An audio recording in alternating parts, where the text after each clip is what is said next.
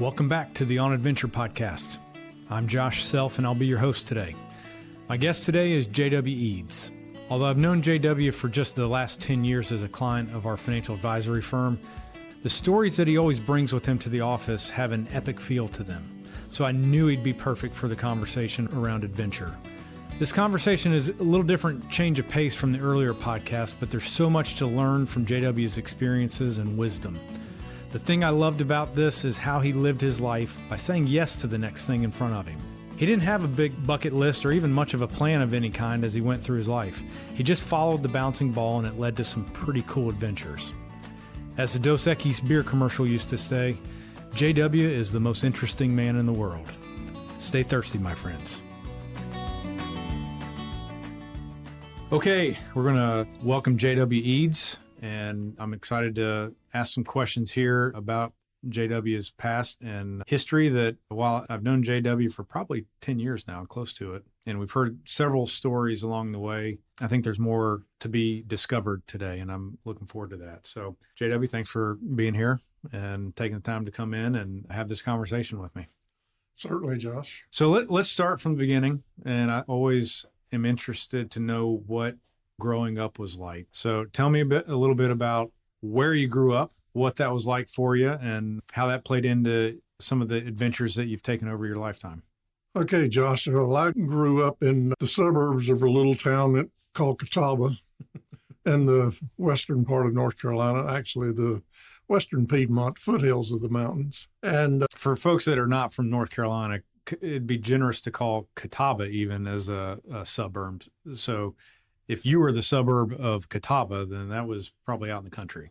That is correct. That is correct. Ironically enough, Catawba is still considered country to this day, and it has grown very little in population since my early childhood. Still very much the same. When I grew up, the town had 3 filling stations, or 3 different gasoline stations, and 2 hardware stores and 2 grocery stores, clothing store, and it did have a bank and had a pharmacy. And now it has a bank, has no hardware, no grocery, 1 convenience store / service station, filling station, and that's basically it. So it's typical of a lot of small towns that just didn't benefit from the attraction of some mystical business or whatever. But anyway, they're just drying up. Both my mother and father worked in the textiles, plus did a little bit of farming. We kept hogs and chickens, and we also subsisted somewhat on game that we killed, hunting. And although it's much more plentiful nowadays than it was when I was growing up, I think everybody in the area did the same subsisting, so it was difficult to even little bushy-tailed squirrels were hard to come by. But now, how many siblings did you have? Had 1 half brother. My mother was married twice. Her first husband was killed tragically and not really been solved as to actually how he passed away. And then she married my father and had my sister, who's a year and a half older than I am, and then myself. So there was 3 children and the parents. My parents both lived together all of my life up until they both passed away. My father passed away first in 2005, and then a year and a half later, my mother passed away in 2007. So they stayed together all their life, and they were both hardworking. Like I said, they both worked in the textile industry when I grew up. And then the mill or factory that my father worked for went bankrupt, closed down, and then he started working in the construction work and ended up being a very fine cabinet maker, carpenter, general all-around construction worker. So that's where you get your woodworking skills from. That's correct. Yeah. So the textile industry is known, at least in these parts, to have been an extremely difficult work environment. Really, really hard. Long hours, physical. I'm not sure what your parents did, but your dad jumped from that to construction, which is also very physical usually long hours. And it sounds like you got to see them. They were hard workers, and that probably made an imprint on you, whether you realized it or not. And so as you were growing up, your siblings, small town North Carolina, you probably stayed around that town for most of your grown up years, or did you get out and travel and do different things? Up through my high school and actually through my second year of college, basically went nowhere. I was fortunate enough to go to the beach a couple of times during my childhood, but that was even very rare. That wasn't a common thing to do. Was there a stirring in you that like, there's more there, there's more to explore and things that I want to do, or did you just not know? Like that was just the way At that particular time, I didn't know. One of the first things that actually did stir in me, and I was 15 years old at the time, we took a week during the summer. My dad was working on a construction job in Norfolk, Virginia, and we took a week and went to Kitty Hawk and Nag's Head. I can remember us staying in an old cottage. Obviously no air conditioning, and I can vaguely remember sleeping with the wind blowing through. But the thing that I do remember is how plentiful the fish were. And we went fishing basically for a week, and my dad and another guy that he was working with had arranged this through one of the subcontractors that was working on that construction job. And they caught enough fish and they carried it back in the back of a pickup truck. They iced the fish down and carried it back to my home in Catawba and had a fish fry and a fundraiser to raise money to buy a fire engine for the fire department. Wow. Which my dad was one of the volunteer firemen in the little town that I grew up with. And the other guy that also worked for my dad, and he was actually the superintendent on the job. He was also a fireman. And so they just saw this as an opportunity, I guess. And so I know I was probably early teens, but I wasn't old enough to drive. It was somewhere after 52, must have been 53 or 54, that we did that, because I'm most sure that the model of the truck that they were driving was a 52 Chevrolet truck, and they loaded the bed of that truck down with fish and ice and then drove. And back then, and it was a long ways from... there's no Interstate 40 back then. That's exactly right. And from Nag's Head to Catawba, it was a long ways. Yeah, I bet. But cleaning those fish. And so that experience and that trip. And then I'm not sure if that was the first, but then there was based on my dad's work, there was a sequence. Like each summer, he would be working in a different town, like Atlanta, Georgia, Chattanooga, Tennessee, or Savannah, Georgia. And he was primarily working with the company that was building terminal buildings for overnight transportation, trucking terminals. And they pretty much had an exclusive contract with this trucking company, which was growing leaps and bounds back during those days. So they had the opportunity to move around. So I got, mostly each summer, Mom would go on a visit, sometime, and I'd certainly, get to tag along. And so that kind of opened my eyes a little bit up to that there was a world outside of Catawba, that there was something beyond the borders of Catawba. So, and you went to Appalachian State for undergrad, is that correct? That is correct. Well, I started out, I was on a partial football scholarship. Were you really? And I started out as a math major, and probably picked that up because that was what my brother had majored in, my half brother. And ironically enough, when I went to Appalachian, he was my high school football coach, and he taught math, although I never took a math course from him, which was probably something that I should have done. How much older was he? He was 8 years older than me. And so when he went through Appalachian State and got his teacher's degree and taught 1 year in South Carolina, and then he came back home, and I thought my world had ended when he started teaching in my high school, because I couldn't run away and hide, and I couldn't play hooky. I had to go to school. But looking back in retrospect, it was probably one of the best things that happened to me, because I was probably a potential dropout. So you went to App, started as a math major, pivoted to something else. I did. I went to App and started out as a math major,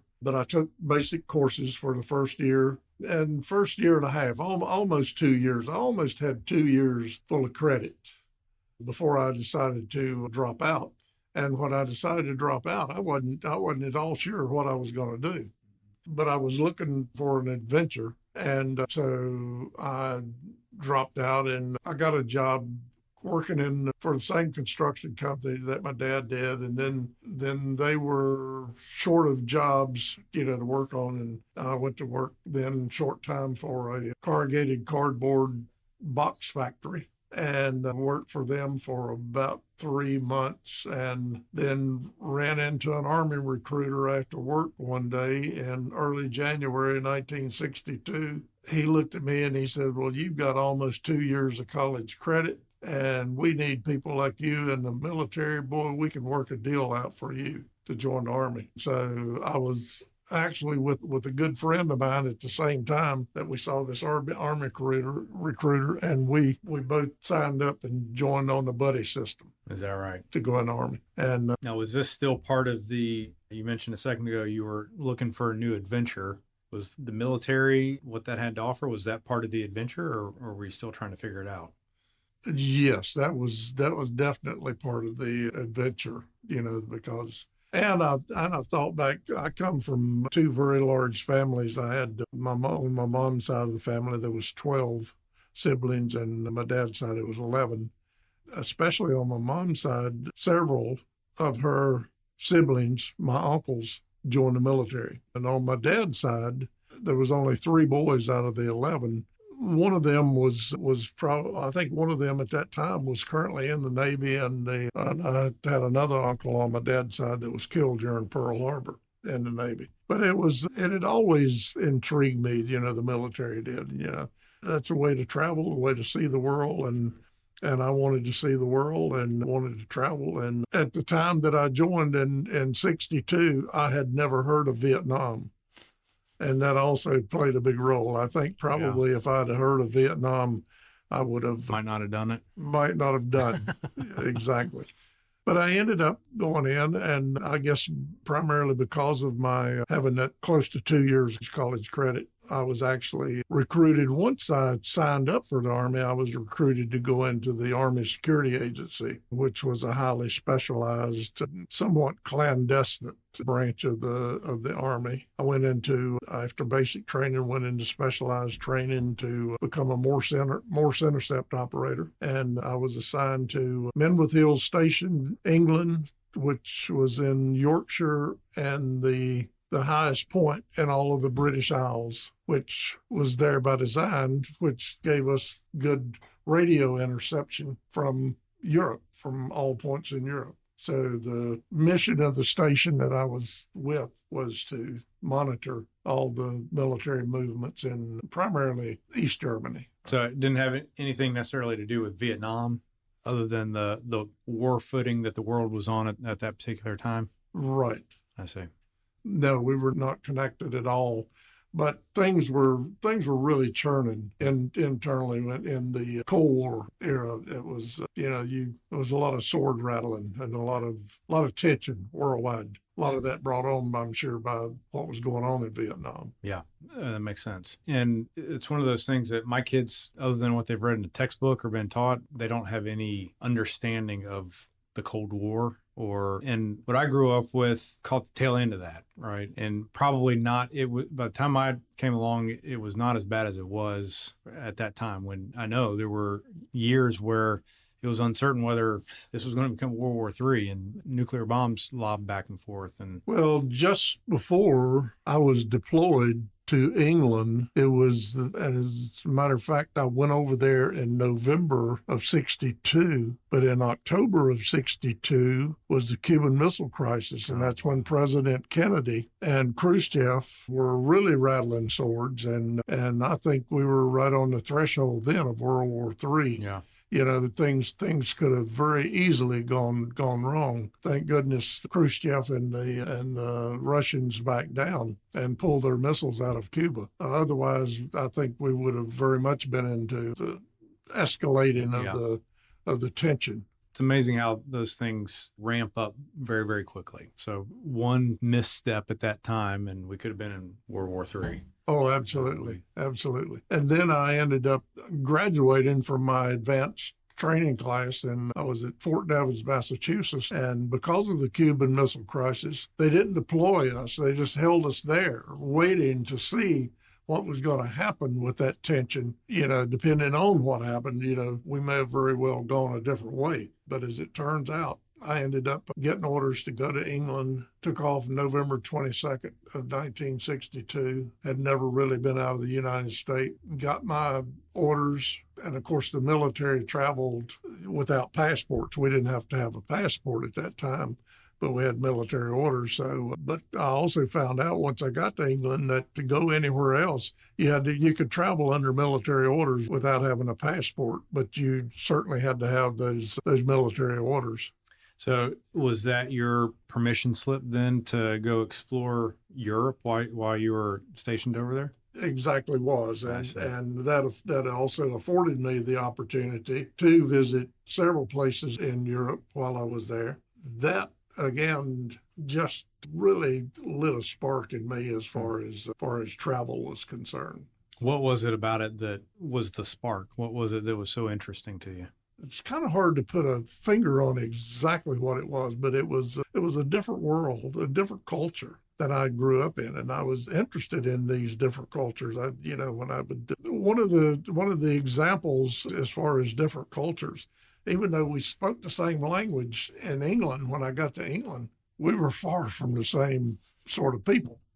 When I saw construction workers in England wearing coats and ties, I mean, like digging a ditch, wearing a necktie and a jacket, I thought, this is very strange. That was a big cultural difference, for me. Growing up in the Prohibition South, it was also opening when I got to England that, every little village, every little crossroads had its own public house or pub. And that was a social gathering place. And it was very acceptable to everybody. Well, that was totally taboo. Southern Baptist controlled Catawba, where I grew up. So I can imagine you have this expansive freedom. For how many years were you stationed over there? 27 months. 27 months. So, which is a long time for a young man that's still learning about himself and grown into an adult. And then you go back to Catawba after that? I did. Once I was discharged in January of 65, came back to Catawba, and that had to be a sense of like constriction, like just such a small world compared to what you had just experienced the last 27 months. It was actually unbelievable to come back home, and it was almost like being incarcerated. Sure, yeah. But I came back home, and I had a job lined up working for the trucking company that my dad had helped build a lot of the terminals. It was a decent paying job, and I had also saved quite a bit of money while I was in the military, quite a bit for that time in my life. And so one of the first things I did when I got back home was buy me a new car. I had to have a new GTO convertible, which 1965, and probably wish you still had that car, don't you? I do indeed, but that was an adventure within itself, Sure. Big adventure within itself. But I was also still planning. I had met a young lady when I was in England and had planned to go back to England and marry her. And after corresponding for a couple of months after coming back home, I got the infamous John Deere letter, and it broke my heart big time. And so that was gone. And so I continued to work for close to a year. And then I decided that I wanted to see what the other side of the United States looked like. And one of my aunts and uncles lived in Riverside, California, just outside of Los Angeles. And so I packed my little suitcase and jumped in my little 65 GTO and headed west. You drove coast to coast? I drove from Catawba, North Carolina to LA, to Riverside. Wow. By myself, solo. And was I-40 constructed at any juncture of that trip? Pieces of Yeah. it.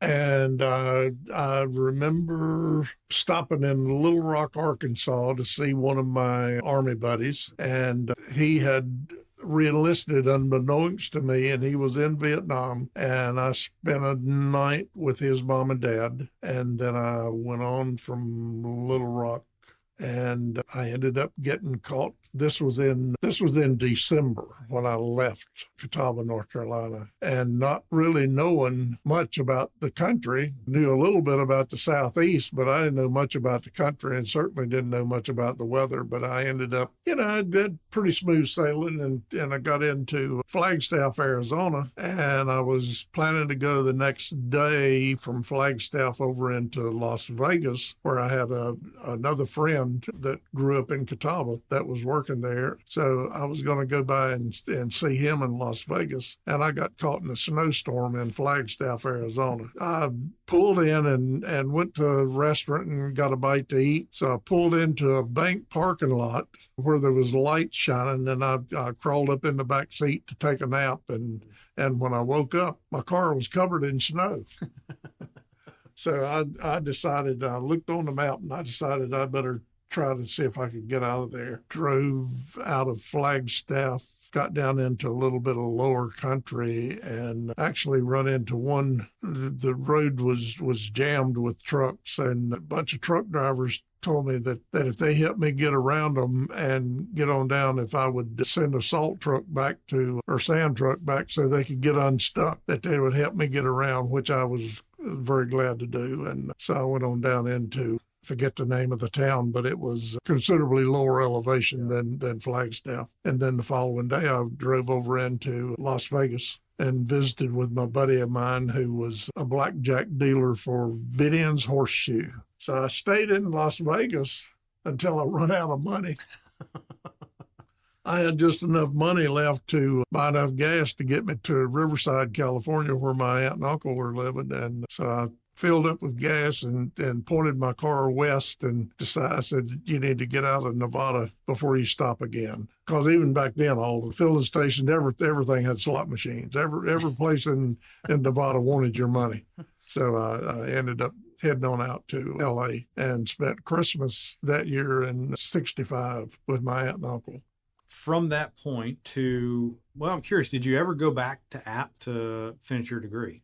Yes. And we're getting close to it. Okay. So take me between those two points. Okay. So I come back and I'm working on this job, not with my dad, but the same company that my dad worked for. And my responsibility was basically a general flunky, but I had the responsibility of working with some laborers that were pouring and finishing concrete. We're back in Atlanta, Georgia, working in the late summer of '67, and we're pouring concrete. I had called one of the subcontractors, a plumber, to come out and stub up some pipes that we were going to pour concrete around. And he hadn't got to the job site yet, and the owner of the company that I worked for came up and saw me and several of the guys that were pouring concrete just sitting down in the shade of a tree. And he pretty much demanded that we get up and pour the concrete. The trucks were on site, ready-mix concrete trucks were on site.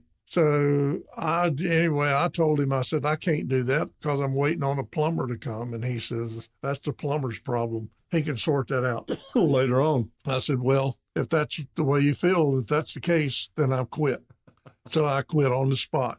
Did you really? And jumped in my car and headed back to Catawba. I actually got to Greenville, South Carolina on Interstate 85 and pulled over my dad, and another one of his friends were working on another job for the same company there in Greenville. So I pulled over and went to the job site, and it was right on 85. All those trucking terminals are built very close to the interstate by design. And so I pulled over, was talking with my dad, and he says, boy, you'll never learn. He said, what the hell are you doing here? And I told him that I'd quit. He wanted to know what I was going to do, and I said, I didn't have any idea. Ironically enough, the very next day I'd gotten home, and the very next day I was at a pool room shooting pool, and one of my buddies came in who was teaching high school, and he says he'd just read where they reenacted the GI Bill, and he says, you need to go back to school, go back to Appalachian. And he says, I'll actually introduce you to, he said, you need to change your major and major in industrial arts. He said, I'll introduce you to the head of the department, who's a good friend of mine, and we'll get you back in and get started. And so I called the registration office at Appalachian. I said, what do I have to do to re-enroll? And they said, be up here next week, registration day, and you're all set to go. So you've taken me through maybe up until your early 20s. How old were you at this point? Well, let's see. This was in 67. So I was 25, 24, 25. So what comes to my mind, though, and listening to what you're saying is there were multiple moments of, for lack of a better term, serendipity, where things just kind of happened or the timing was just right. And that happens to everybody. But the difference is you took advantage of it. I did. And that is actually the story of my life. It's been, things just seem to fall into place. Things just seem to happen. Changed the major, found a subject that I absolutely loved. I excelled in. I'm not bragging, but the industrial arts, just something that came so natural to me.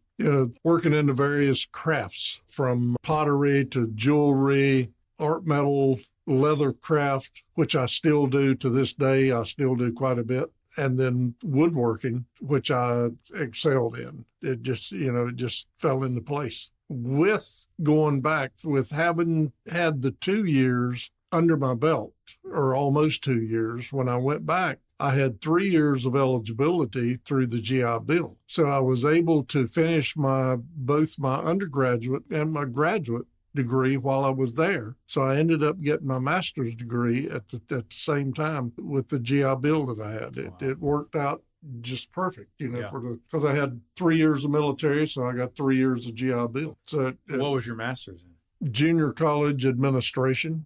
So that's seems like a big jump from industrial arts to that. Well, but it fell exactly in line. I was actually ended up working my entire professional career in a field that I studied while I was in college. That's unusual.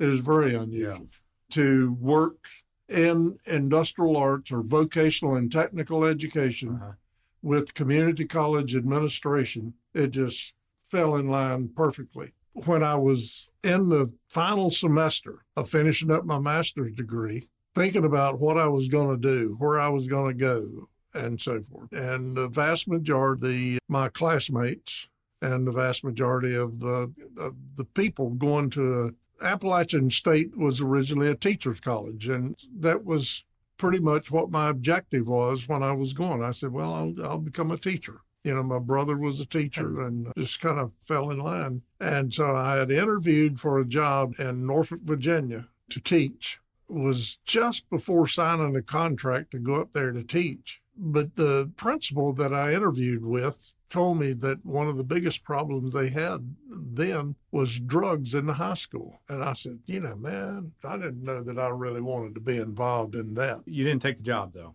I did not. I didn't sign the contract on the spot. And I said, I need to go back.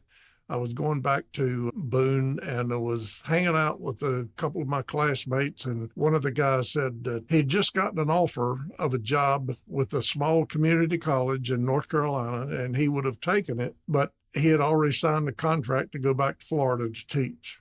Told me about it. I looked at the information that he had, and it intrigued me. And the community college also intrigued me. So anyway, I called and made an appointment, and I went for an interview. They offered me the job on the spot. And I was the only person that they interviewed. They said, you have the exact credentials that you're exactly what we're looking for. And I worked that for 2 years and then decided that, and in starting off with working with that federal program, which was funded by the federal government, but was administered by the state office here in Raleigh. So I'd made a lot of contacts with the Central Community College Administrative Office in Raleigh. After 2 years of being the director of that satellite center, I was recruited to take a job in Raleigh, which I did, and they hired me. It's pretty much the rest and I had decided that I would enroll at NC State in the doctoral program once I got to Raleigh and finish up and get my doctorate. That never happened, but I was very satisfied with my job for the remainder of the time. So and again, I met you, I think you were already retired by the time we first met, but it seems to me that you had a fairly stable job that allowed you some freedom, certainly the resources, the money, and a certain amount of time throughout any given year that you could take some trips, that you could go explore and do different things. This job that I had with the community college system, I actually worked 3 different positions during my career while I was here. I sort of leapfrogged and moved from one position to the next. But all of those positions that I had somewhat dealt with federal money. And that also afforded me the opportunity to travel because of various workshops that the federal government would put on a couple of 3 or 4 times a year. I'd go to different workshops. I was also afforded the opportunity to go to national conventions of the community college system, and certainly of state conventions, yearly, bi-yearly, and so forth. So the entire time that I worked, from the time that I moved to Raleigh in 1974 until I retired in 1997, 98, every job that I had, every position that I had afforded me the opportunity to travel. And as a matter of fact, I was able to visit 49 of the 50 states. For work? For work. Oh, wow. So now I get a sense of your motive behind adventures through your growing up story. Now we've got the means. Your position gave you the resources and the reason to go out and see different things. What I'm curious now is, if I had to pin you to the ground to your top memory of exploring a distant land or doing something really, really strenuous or adventuresome, what comes to mind? Is there one memory that floats to the surface that you would say is the most memorable thing you've ever done? I guess the most memorable thing, well, if I can take just the opportunity to back up just a tidbit, when I traveled to the 49 of the 50 states, and actually the only one I couldn't find a junket to go to was Alaska.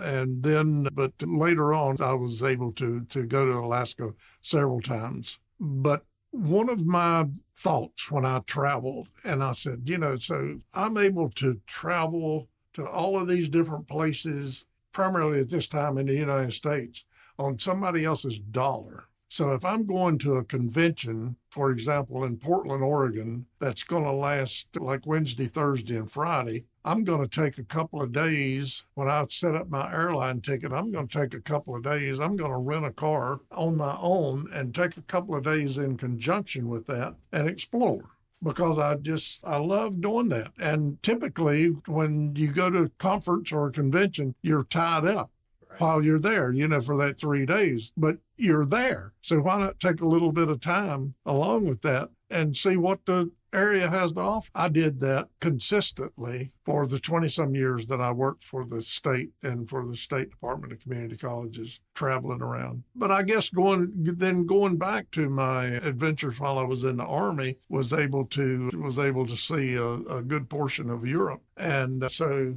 then later on, just about the time that I was getting ready to retire, one of my very good friends and traveling buddies comes up to me and he says, "We're getting ready to go to East Africa and climb Kilimanjaro." And I says, I don't know this story. So you climbed Kilimanjaro? I said, "Buddy, count me in." Okay. I said, "Absolutely." We put together this trip totally using the internet without going through a travel agency or whatever. We basically did all the planning and everything ourselves.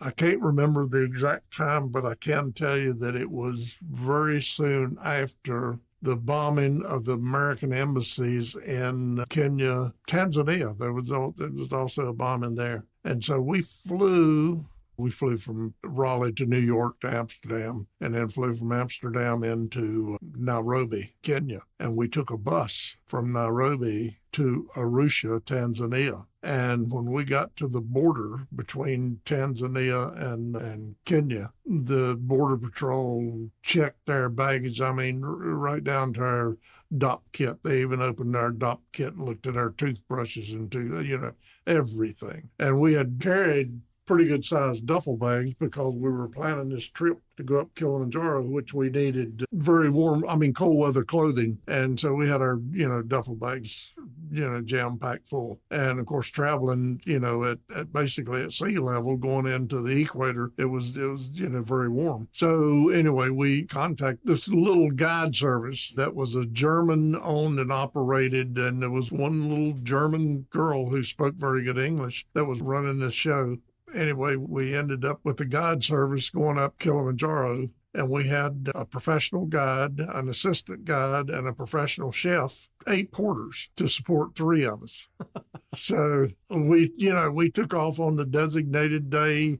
We got there and we met all of the porters and the guides and so forth. And we started out and we were all wearing short and hiking boots and T-shirts. And for the first couple of days, and it took us 5 days to go up. And on the 6th day, we camped on the 5th night. And on the 6th day, we were just a few hundred feet in elevation from the summit of Kilimanjaro. And we hike up and we start out at midnight. So the scree that we're hiking on, which is the volcanic ash, is still frozen at that time of night, before the sun comes up and hits it. As soon as the sun hits it, it loosens up, but it has so it gives you a little bit more footing, to make it up. And so we made it up to the summit. We all 3 made it to the summit. We were happy, but we were eager to get off of it because it was like 20 below zero and the wind was super cold up there. So was the sun already up by the time you got up? We got up there exactly, and everything was timed so we could see the sunrise coming up as we get to the top. See sunrise from the top of Kilimanjaro. Yep. And so we probably spent, I think, somewhere in the neighborhood of 20, 25 minutes up there, taking photographs and just looking around, exploring. How strenuous of a hike is that? There's very little technical climbing. There was one day that we were scrambling through rocks where we had to use both our hands and our feet, to climb. The vast majority of the time, the 5 days plus of it, it's hiking. It's just walking. And like I say, that one day we had to, and probably, a few hours of actually scrambling, climbing up, through different rocks. Nothing that we did required ropes or any technical climbing gear, but it was commonly referred to as a scramble, just scrambling up over rocks. So many times in mountain climbing or mountain hiking, even the hike down or the climb down is more dangerous than the climb up because you're fatigued, your focus is not there like it was on the way up. Did you guys have any trouble getting down or? We didn't, but the trip up, a good part of the trip up is to make sure you're acclimated to the climate. So at one time during this 5 days of going up, we actually go down in elevation for one of the nights where we bivouacked and camped. And I say we bivouacked and camped. All the porters had all of that set up for us. Each time we'd arrive at a camp, our tents were set up, sleeping bags rolled out, and our gear was all set up for us. We're living like royalty. Absolutely unbelievable. But once we started down, once we made the summit and started down, it was one day because we go up in a circumvented route. So we're not going straight up, but when we come down, it's pretty much straight down. And yes, the very first part of that was dangerous. Coming down from the summit, the first hour or so going down, you're in rocks and volcanic scree, and you have to be very careful about slipping and slide. And I think one of the advantages that I had is at that time, I think I was almost retired at that time, but working on the National Ski Patrol, I was sort of skied down. I sort of planted my boots and I would kind of ride the dirt and rocks on the way down. Yeah. Right. Was it physically strenuous at times, or did you find it to be fairly manageable? Yes, it was. And all three of us, I forget at that time what percentage of the people that couldn't make it because of they were not in shape and the altitude. And both of my partners were Mike and Mark Thompson, and their brothers. They're also very physically active.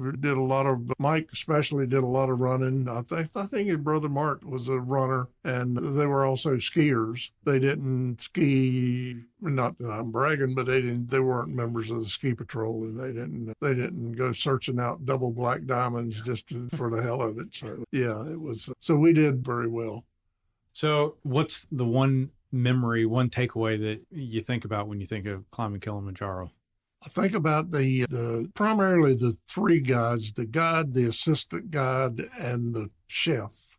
The chef was a big, tall Maasai warrior, and he was absolutely fabulous.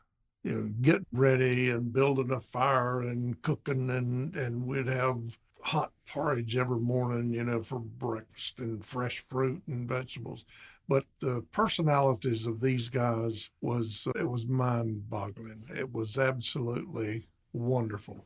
So not the location or even the scenery, it was the people that you were around. I'd say the people were by far the height of my memories of that trip. Do you think that's pretty consistent with all of your travels, that it's the people from the different places around the world that you've gone that you remember? I do. Absolutely. I do. That's really interesting. The guide in Peru, when we were going to hike the Inca Trail, it was unbelievable. When we went to Peru to hike the Inca Trail to go to Machu Picchu, we flew into Lima. We had a contact in Lima at a little old rundown hotel right in the middle of Lima. The guy who was our contact there, that was actually the owner of the hotel, was named James, and he told us, and we hadn't prearranged, we hadn't made any connections anywhere else. We were just planning on flying from Lima into Cusco and going from there. So he said, I've got a friend, I've got a contact in Cusco, and I'll tell him that you're coming. We said, no, we didn't want that. And to my best of my recollections, when we left Lima, we weren't prepared to have anybody in Cusco. But we flew into Lima, and we got up there, and here's this guy, Mike Thompson, JW, and they had a sign held up. And we went over and talked to him, and he says, I got a car for you to take you to your hotel. And I said, oh, well, okay. And the price was right, and he turned out to be absolutely fabulous. He took us all over the place. And we ended up then contracting with him when we decided to go from Cusco to Lake Titicaca. And we were going to take a bus or whatever. And he says, I'll drive you. I got a car. I'll take you down there. Price was right. And during that trip down, he introduced us to cuy, which was a roasted guinea pig, which is one of the national dishes of Peru. Is it really? And it's great. It's fabulous. You see roadside stands all over the place selling. I have a sign out, cuy, Q-U-I, and chicharrones. Pork skins. They do the whole, there'll be a pork skin that'll be 2 foot wide and a foot long. And he also he took us to a family and introduced us to, it's called Chachua, and it's a homemade homebrew beer, just brewed with the Peruvian corn and so forth. And was it any good? Yes and no. It was good until I found out that one of their standards procedures to get the fermentation to go on is they use human spit. They spit in it. You found that out after the fact? Yeah. But it's interesting. And then of course when we first arrived in Cusco after Lima, we get into the hotel, and the hotel has these baskets full of coca leaves. And they're for everybody, and you pick up a handful and you chew the coca leaves. Well, it helps you acclimate. I didn't feel any effect from the coca leaves, but it helps you acclimate to the altitude. And it's common that everybody does that. You don't see it anywhere. I didn't see it anywhere in Lima, but just when you get to the higher altitudes, the hotels provide it. That's really interesting. There's nothing worse than altitude sickness. It's very easy to get. I've been very fortunate, but I've had several very close friends that have experienced it. Yeah, it's tough. They say that it's really debilitating. And I know I've watched one of my friends, Sidney Lathrop. He's 5 or 6 years younger than I am. We both worked on the ski patrol together. We skied all over the United States. And I remember the last time we went to Aspen, when we flew in from Denver to Aspen, and that's not really extreme heights, around 9,000 feet in elevation around Aspen, and it really affected him. I can't end this without asking a little bit more about the ski patrol, because you've just kind of thrown that in there every now and then. But it seems like that's kind of a big deal. Like at some point you got into skiing and then you got really good at it, obviously, if you became part of was it a national ski group, or what was it that you were involved with?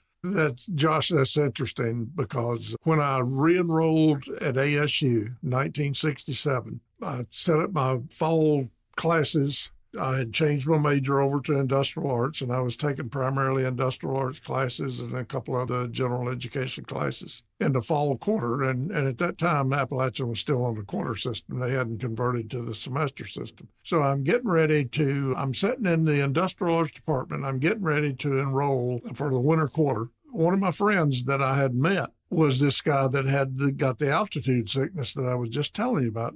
Sidney Lathrop. He went by Curly. Well, everybody called him Curly. And he was telling me, he said, well, why don't you sign up for skiing? And I said, Curly, I need a PE activity course to meet my graduation requirements, but I need something that I can make a good grade in, and I don't know the first thing about skiing. And he said, you sign up for skiing, I'll guarantee you'll make an A. And I says, okay. 1967, the very first year that Beach Mountain opened. We set up our classes, so we had all of our classes on Tuesday and Thursday. And on Monday, Wednesday, and Friday of that year, Monday, Wednesday, Friday, and Saturday and Sunday, I went with Curly to Beach Mountain. And he was actually working on the ski patrol, but he was also my private ski instructor for the entire winter. And he's, to this day, although Curly's dead and gone, bless his heart, he was one of the best skiers that I've ever seen in my life. Strong, very, very strong, but also very graceful. I mean, it's like you could see him coming down a powder bowl, and it was just like poetry in motion. It was the most beautiful turns and so forth. So the deal with signing up with skiing is the instructor for that particular quarter of skiing, a guy named Eric DeGroat. And he says the only 2 requirements that you have for this class is to be here for the first day, actually 3 requirements, to be here the first day, the midterm test, and the final exam. And he said, because of skiing and with the weather and so forth, he said, you've got a pass that you can ski here at Appalachian Ski Mountain anytime during that winter to practice. We'll have instructors here during the course of the winter, and our classes were set up for 2 days that week, that Tuesday and Thursday. And he says, but... you skied all the time. Yeah. I went with Curly as his guest. He would get me guest passes at Beach Mountain, which was 3 times the mountain of Appalachian Ski Mountain. And he said that Curly taught me every move, everything to do. So ironically enough, because of him, and that ski class that I took, and Beach Mountain just opening up, at the end of that ski season, I was one of 2 out of 52 people in the class that made an A on the course. DeGroat said he couldn't believe that he saw somebody that had made that much improvement over the course of the year. He knew Curly, and he asked me, he says, where have you been? Where, you haven't been here, during the classes. And I said, I've been over Beach Mountain skiing with Curly. He said, okay. Makes sense, yeah. I know. And, so that took you to a lot of different places. Was maybe the most extreme place that you have ever skied? Without a doubt, Taos, New Mexico. Really? Yeah. Just generally as a ski resort, or there's one particular run in mind? No, generally as a ski resort. Okay. Taos is a ski resort for expert skiers, the whole resort. It has a big sign when you come in and you see Al's Run. It's the first thing you see when you pull in the parking lot. And Al's Run is a mogul run that goes from the summit of the mountain right down to the village, but it's tough. So even at your peak ability, when you put the tips of those skis at the top of edge of that mountain, getting ready to head down. Did you get nervous? Will make your adrenaline flow like nothing else. And you'll say, well, how many times am I going to fall before I get to the bottom on this run? Or am I going to be able to make it without falling? Did you, maybe it wasn't at Taos, but did you ever have a really, really bad fall? The first year of skiing, when I was skiing at Beech Mountain, after I'd taken the final exam in the course and made an A, I was back over at Beech skiing in the very end of the year, and I had a fall and tore the cartilage in my right knee and ended up 8 days in the hospital there in Banner Elk. It just so happened that it happened during quarter break. It was right after the final exams and before the spring quarter started. So I spent that spring break between the two quarters in the hospital, in Cannon Memorial Hospital in Banner Elk. Nowadays, if I'd had the same accident, had to do the same thing, they would do orthoscopic surgery and outpatient, and I wouldn't even go. But I've got a scar on my right knee, and just like everybody asked me if I've had a knee replacement, but it's an 8-inch scar. So that was tough. And I've had a couple other pretty serious falls without any injury. My favorite by far resort area is Aspen in Snowmass. I was out there, not this summer, but last summer around July 4th. I haven't skied out there before, and granted, the real estate in the Aspen area now is ridiculous with what people are paying for properties. But the town, the old mining town, and the mountains around it, and we went fly fishing in the river that runs through the valley there, and just an unbelievable layout of scenery. I'd love to go back and ski it. It seems like where we were staying, we were literally on the slopes in Snowmass, which is, I think, a newer mountain than Aspen. But man, what a cool area. So that's your favorite place to ski? Yeah, by far. I've actually got one good friend that grew up on Beech Mountain that lives in Aspen now. He was one of 5 or 6 brothers. They've all been good friends of mine, and this was the youngest one, Dennis Hanley. And he's a ski instructor, he finally made enough money to buy a condo in Aspen. And like you say, it's $8.2 trillion for the condo. It's off the charts, yeah. The whole place. I was listening just the other day to actually it was one of John Denver's last interviews, and I was listening to it on YouTube, and he was talking about how much he loved, when he was traveling and getting back home, getting back to Aspen, and he grew up in Fort Worth, Texas, but anyway, ended up making Aspen his home. Red Mountain, which is across the creek, the fly fishing creek from Aspen. He's on the other side from the ski areas, but from his home, he's looking at the whole big picture. That'd be incredible. Yep. All right, let me finish with a couple kind of rapid fire questions. And you just throw one sentence that comes to mind. Most beautiful place you've ever been? That's tough. I think probably the thing that jumps out at me that was also awe-inspiring was Machu Picchu. Okay. Once you topped the mountain and saw that development that Hiram Bingham had discovered, it was just, it blows my mind. What the event or the thing that you did in your life where you felt like you were pushing yourself to the absolute end, maybe even scared that you weren't going to make it? Was there anything that you ever felt like on the edge of life with what you were doing? I don't know that it was a little bit scary because of the unknown, and that was going up Kilimanjaro, and the last day, and I'm waking up in a tent, at midnight. The porters had woken us up, and I'm saying, well, golly, can I make this thing? Can I make it? It was pretty tough.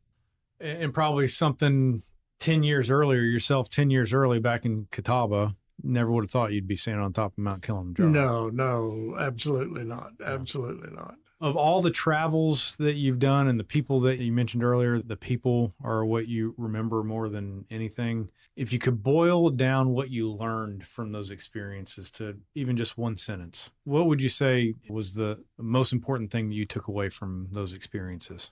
I think that it gave me a sense of being that even with all of our differences and adversities and so forth, that we're all one, and we need, and now I feel like that in my 80th year, that one of the things we need is unity in this world. We need to find how we can take our differences and still pull us together. And right now, more than any other time in my entire life, with where the politics of the world and so forth has driven us so far apart, friends, family, and everybody, but we need to be able to find how we can pull it together. We're as different as we look and as different as we behave, we're still human beings. Absolutely. That's good.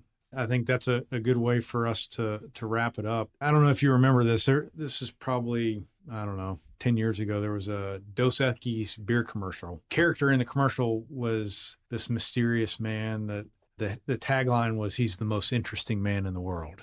I've always said J.W. Eades is the most interesting man in the world.